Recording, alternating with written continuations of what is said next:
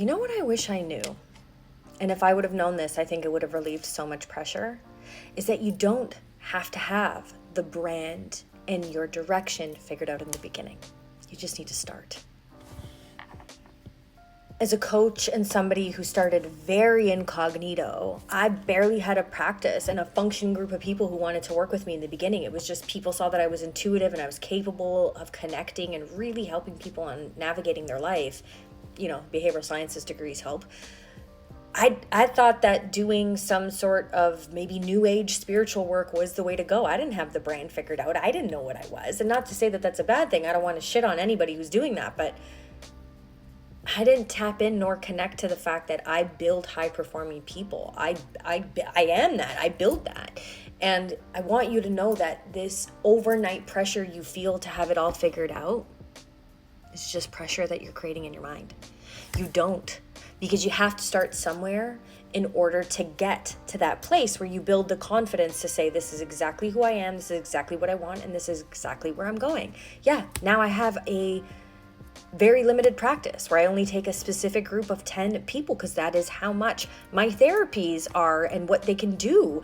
And now I license out my program to other coaches, help them make money, help them actually see changes in other people's lives. And it's the same thing with my jewelry business. You know, the biggest mistake I see everybody who's wanting to either start a side hustle or create a business, or chase a career of their dreams or figure out who they are, is that they feel like they need to figure out the branding automatically. You don't even need to figure out who you are automatically. Who you are is going to change 16 times before you get to the end destination, my friends. It's not going to be a constant. It is very fluid and up and down and moving and ever changing. Again, when I started Quartz Canary, it was originally a bridal brand. It was originally supposed to be bridal costume jewelry. And then it got into the spiritual space. And then I really pivoted and realized, no, like I started in the diamonds and in the gold space. Like, why am I walking away from that? I have all of this knowledge. So I paused and I pivoted and I really realized that my brand didn't need to go in that direction if it didn't want to go in that direction.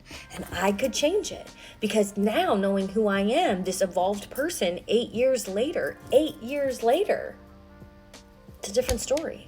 So feel like you have to have it figured out. Don't feel like you need to actually put it all in motion and have it perfect, because perfect is what's going to fuck you up more than making mistakes. See, the mistakes you're going to make are going to help you get to the point where you actually know what the brand is, you actually know who you are, you actually know what you want. Without the contrast, you can't get the clarity.